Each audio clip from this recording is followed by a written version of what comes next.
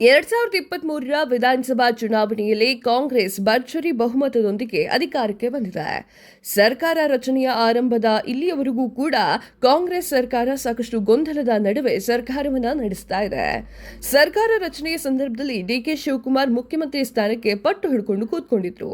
ಬಳಿಕ ಹೈಕಮಾಂಡ್ 4-5 ದಿನಗಳ ಕಾಲ ಡಿಕೆ ಶಿವಕುಮಾರ್ ಅವರನ್ನ ಮನವೊಲಿಸುವಲ್ಲಿ ಯಶಸ್ವಿಯಾಯಿತು.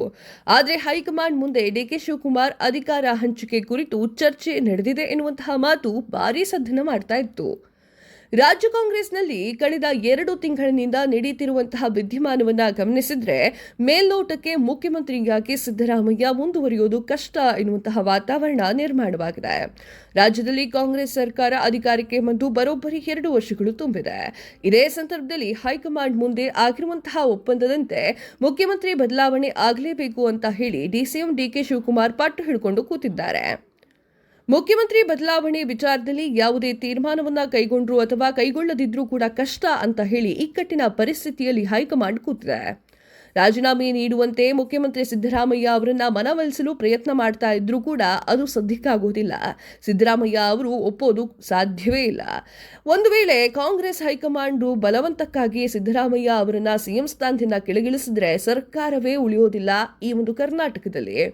ಈಗಾಗಲೇ ಕಾಂಗ್ರೆಸ್ ಶಕ್ತಿ ರಾಷ್ಟ್ರೀಯ ಮಟ್ಟದಲ್ಲಿ ಕುಸಿಯುತ್ತಿರುವುದು ಹಿನ್ನೆಲೆಯಲ್ಲಿ ಈ ಒಂದು ಪಕ್ಷವನ್ನ ನಂಬಿ ಕೂರ್ಲಿಕ್ಕೆ ಸಿದ್ದರಾಮಯ್ಯ ಹಾಗೂ ಅವರ ಬೆಂಬಲಿಗರು ತಯಾರಿಲ್ಲ. ಪದಚ್ಯುತಿಯ ಸನ್ನಿವೇಶ ಎದುರಾದ್ರೆ ಅವರ ಬೆಂಬಲಿಗರು ಶಾಸಕರು ಒಂದಿಷ್ಟು ಮಂದಿ ಬಿಜೆಪಿ ಸೇರಿ ಮುಂದಿನ ದಾರಿಯನ್ನ ಕಂಡುಕೊಳ್ಳುವಂತಹ ಆಲೋಚನೆಯಲ್ಲಿದ್ದಾರೆ. ಮತ್ತೊಂದು ಕಡೆ ಒಪ್ಪಂದದಂತೆ ಅಧಿಕಾರ ಹಸ್ತಾಂತರ ಆಗದಿದ್ರೆ ಮುಂದಿನ ದಿನಗಳಲ್ಲಿ ನಾನು ಜವಾಬ್ದಾರನಾಗಿರೋದಿಲ್ಲ ಅಂತ ಹೇಳಿ ಡಿಕೆ ಶಿವಕುಮಾರ್ ಅವರು ದಿಲ್ಲಿಯಲ್ಲಿ ಸ್ಪಷ್ಟಪಡಿಸಿದ್ದಾರೆ. ಹೀಗಾಗಿ ನವೆಂಬರ್ ತಿಂಗಳ ನಂತರ ರಾಜ್ಯದಲ್ಲಿ ಕಾಂಗ್ರೆಸ್ ಸರ್ಕಾರದ ಭವಿಷ್ಯ ಏನಾಗಲಿದೆ ಅನ್ನೋದೇ ಪ್ರಶ್ನಾರ್ಥಕವಾಗಿದೆ. ಡಿಸಿಎಂ ಡಿಕೆ ಶಿವಕುಮಾರ್ ಅವರು ಸಿಎಂ ಆಗೋದು ಅಷ್ಟು ಸುಲಭದ ಮಾತನಲ್ಲ. ಅದಕ್ಕೆ ಕಾರಣ ಸಿದ್ದರಾಮಯ್ಯ ಅವರ ಬೆಂಬಲ ಸಿಗೋದಿಲ್ಲ. ಕರ್ನಾಟಕದಲ್ಲಿ ನಾಯಕತ್ವ ಬದಲಾವಣೆ ವಿಚಾರಕ್ಕೆ ಕಾಂಗ್ರೆಸ್ ಹೈಕಮಾಂಡ್ ಕೈ ಹಾಕಿದ್ದೇ ಆದರೆ ರಾಜ್ಯ ಸರ್ಕಾರ ಪತನಗೊಳ್ಳುವಷ್ಟೇ ಅಲ್ಲ, ಪಕ್ಷವು ಇಬ್ಬಾಗ ಆಗಲಿದೆ. ಹೀಗಾದಾಗ ಅಸ್ತಿತ್ವವೇ ಇಲ್ಲದಂತಾಗುತ್ತೆ. ಮೊದಲಿನಿಂದಲೂ ಕೂಡ ಕಾಂಗ್ರೆಸ್ನಲ್ಲಿ ಡಿಕೆ ಶಿವಕುಮಾರ್ ಬಣ ಹಾಗೂ ಸಿದ್ದರಾಮಯ್ಯ ಬಣ ರಾಜಕೀಯ ನಡೀತಲೇ ಇದೆ. ಅಧಿಕಾರ ಹಂಚಿಕೆಯ ಬಗ್ಗೆ ಹೈಕಮಾಂಡ್ ಚರ್ಚೆಯಾಗಿದೆ ಅಂತ ಹೇಳಿ ಸಿದ್ದರಾಮಯ್ಯ ಅವರು ಪ್ರತಿಕ್ರಿಯೆ ನೀಡಿದ್ದಾರೆ. ಈ ಬಗ್ಗೆ ಯಾವುದೇ ಚರ್ಚೆ ಆಗಿಲ್ಲ, 5 ವರ್ಷಗಳ ಕಾಲ ನಾನೇ ಮುಖ್ಯಮಂತ್ರಿ ಆಗಿರ್ತೇನೆ ಅಂತ ಹೇಳಿ ಸಿಎಂ ಸಿದ್ದರಾಮಯ್ಯ ಅವರು ಬಹಿರಂಗವಾಗಿ ತಿಳಿಸಿದ್ದಾರೆ. ಈ ಬೆಳವಣಿಗೆಯನ್ನ ಗಮನಿಸಿದ್ರೆ ಸಿಎಂ ಆಗುವ ಕನಸು ಕಂಡಿರುವಂತಹ ಡಿಕೆ ಶಿವಕುಮಾರ್ಗೆ ಸಿದ್ದರಾಮಯ್ಯ ಬೆಂಬಲ ಇಲ್ಲ ಅನ್ನೋದು ಸ್ಪಷ್ಟವಾಗಿ ತಿಳಿಯುತ್ತೆ. ಸಿದ್ದರಾಮಯ್ಯರನ್ನ ಒಪ್ಪಿಸಿದ್ರೂ ಕೂಡ ಶಾಸಕರು ಒಪ್ಪೋದು ಕಷ್ಟ. ಮುಂದಿನ ಚುನಾವಣೆ ತನ್ನ ನಾಯಕತ್ವದಲ್ಲೇ ನಡೆಯುವುದಾಗಿ ಡಿಕೆ ಶಿವಕುಮಾರ್ ಈ ಹಿಂದೆ ಬಹಿರಂಗವಾಗಿ ಹೇಳಿದ್ರೂ ಕೂಡ ಕಾಂಗ್ರೆಸ್ನಲ್ಲಿ ಹಲವು ತಲ್ಲಣ ಕಾರಣವಾಗಿತ್ತು. ಏನೋ ಡಿಕೆ ಶಿವಕುಮಾರ್ ಬಣದ ಕೆಲ ಶಾಸಕರು ಡಿಕೆ ಶಿವಕುಮಾರ್ ಸಿಎಂ ಆಗಬೇಕು ಎನ್ನುವಂತಹ ಮಾತನ್ನ ಬಹಿರಂಗವಾಗಿ ಹೇಳ್ತಾ ಇದ್ದಂತೆ ಇತ್ತ ಸಿದ್ದರಾಮಯ್ಯ ಅವರ ಆಪ್ತರು ಶಾಸಕರಾಗಿರುವಂತವರು 5 ವರ್ಷಗಳ ಕಾಲ ಸಿಎಂ ಸಿದ್ದರಾಮಯ್ಯ ಅವರೇ ಮುಖ್ಯಮಂತ್ರಿ ಆಗಿರುತ್ತಾರೆ ಅಂತ ಹೇಳಿ ಡಿಕೆ ಶಿವಕುಮಾರ್ ಬಣಕ್ಕೆ ಟಾಂಗ್ ಅನ್ನ ನೀಡಿದ್ರು. ರಾಜ್ಯದಲ್ಲಿ ಕಾಂಗ್ರೆಸ್ ಅಧಿಕಾರಕ್ಕೆ ಬಂದ ಸಂದರ್ಭದಲ್ಲಿಯೂ ಕೂಡ ಸಿದ್ದರಾಮಯ್ಯ ಅವರೇ ಮುಖ್ಯಮಂತ್ರಿ ಆಗಬೇಕು ಅಂತ ಹೇಳಿ 100ಕ್ಕೂ ಹೆಚ್ಚು ಜನ ಶಾಸಕರು ಹೈಕಮಾಂಡ್ಗೆ ತಿಳಿಸಿದ್ರು. ಇನ್ನು ಡಿಕೆ ಶಿವಕುಮಾರ್ ಅವರಿಗೆ ಕೇವಲ 20ರಿಂದ 30 ಜನ ಶಾಸಕರು ಮಾತ್ರ ಬೆಂಬಲವನ್ನ ಸೂಚಿಸಿದ್ರು. ಹೈಕಮಾಂಡ್ ಮಾತಿಗೆ ಕಟ್ಟು ಬಿದ್ದು ಡಿಕೆ ಶಿವಕುಮಾರ್ ಸಿಎಂ ಆಗಲಿ ಅಂತ ಹೇಳಿ ಸಿದ್ದರಾಮಯ್ಯ ಅವರು ಒಪ್ಪಿದ್ರೂ ಕೂಡ ಬಹುತೇಕ ಶಾಸಕರು ತೀವ್ರ ವಿರೋಧವನ್ನ ವ್ಯಕ್ತಪಡಿಸಿದ್ರು. ಹೈಕಮಾಂಡ್ನಲ್ಲೂ 2 ಬಣ ಆಗಿದೆ ವೀಕ್ಷಕರೇ. ಹೌದು, ರಾಜ್ಯ ಕಾಂಗ್ರೆಸ್ ಸಿದ್ದರಾಮಯ್ಯ ಡಿಕೆ ಶಿವಕುಮಾರ್ ಹೀಗೆ 2 ಬಣ ರಾಜಕೀಯವಾಗಿದೆ ಅನ್ನೋದು ಗುಟ್ಟಾಗೇನು ಉಳಿದಿಲ್ಲ. ಈಗ ಆಲ್ರೆಡಿ ಹೈಕಮಾಂಡ್ ವರೆಗೂ ಹೋಗಿ ತಲುಪಿದೆ.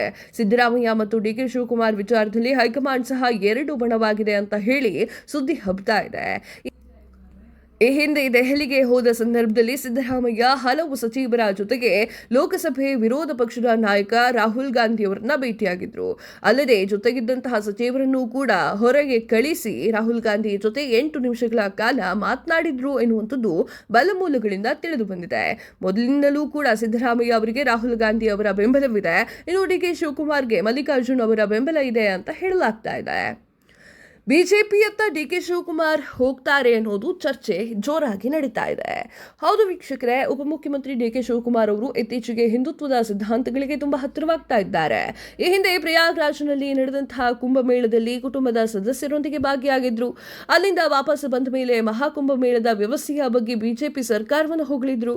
ನಂತರ ಕೊಯಮತ್ತೂರಿನಲ್ಲಿ ಸದ್ಗುರು ಜಗ್ಗಿ ವಾಸುದೇವರ ಆಶ್ರಮದಲ್ಲಿ ಶಿವರಾತ್ರಿಯನ್ನ ಆಚರಣೆಯನ್ನು ಮಾಡುವ ನೆಪದಲ್ಲಿ ಕೇಂದ್ರದ ಗೃಹ ಸಚಿವ ಅಮಿತ್ ಶಾ ಅವರನ್ನ ಭೇಟಿಯಾಗಿದ್ರು. ಅಲ್ಲದೆ ಕಳೆದ ವಿಧಾನಸಭಾ ಅಧಿವೇಶನದ ಸಂದರ್ಭದಲ್ಲಿ ಡಿಕೆ ಶಿವಕುಮಾರ್ ಸದನದಲ್ಲಿ ಆರ್ಎಸ್ಎಸ್ ಗೀತೆಯನ್ನ ಹಾಡುವ ಮೂಲಕ ಹೈಕಮಾಂಡ್ ಕೋಪಕ್ಕೆ ಗುರಿಯಾದ್ರು. ಅಲ್ಲದೆ ಯತ್ನಾಳ್ ಮತ್ತು ಕಾಂಗ್ರೆಸ್ ಹಿರಿಯ ನಾಯಕರು ಡಿಕೆ ಶಿವಕುಮಾರ್ ಬಿಜೆಪಿಗೆ ಹೋಗಬೇಕು ಅಂತ ಹೇಳಿ ಬಹಿರಂಗಪಡಿಸಿದ್ದಾರೆ. ಈ ಹಲವು ಚಟುವಟಿಕೆಯನ್ನ ಗಮನಿಸಿದ್ರೆ ಬಿಜೆಪಿ ಹತ್ತಿರವಾಗ್ತಾ ಇದ್ದಾರೆ ಅನ್ನೋದು ಗೊತ್ತಾಗುತ್ತೆ. ಭವಿಷ್ಯದಲ್ಲಿ ಅವರು ಬಿಜೆಪಿ ಸೇರುವುದ್ರೂ ಕೂಡ ಆಶ್ಚರ್ಯ ಇಲ್ಲ ಅಂತ ಹೇಳಿ ವದಂತಿಗಳು ಮಾತನಾಡ್ತಾ ಇದ್ದಾರೆ. ಇದಾಗಿತ್ತು ಈ ಹೊತ್ತಿನ ಸುದ್ದಿ. ಮತ್ತಷ್ಟು ಸುದ್ದಿಗಳಿಗಾಗಿ ನೋಡ್ತಾ ಇರಿ the news Hunt YouTube channel. Subscribe ಮಾಡಿ. ಧನ್ಯವಾದಗಳು.